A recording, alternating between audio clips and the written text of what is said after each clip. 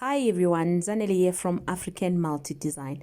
I just wanted to share this quick tip on how to remove background. You know, sometimes when you've taken a picture and you need to take off the background, like for example this one, I don't want people to see the background of this crazy looking house of mine.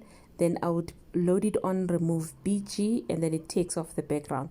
Quick and easy. You just download it and it goes to your gallery file.